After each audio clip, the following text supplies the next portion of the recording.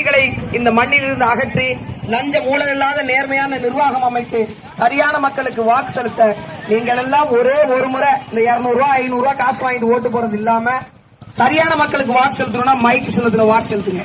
ஏன்னா ஒரு பன்னிக்குட்டி கூட 5000 ரூபாய் விக்குது பாஸ். நீங்க எல்லாம் ஓட்டுக்கு வேற 500 ரூபாய் கொடுக்கறதா கேள்விப்பட்டேன்.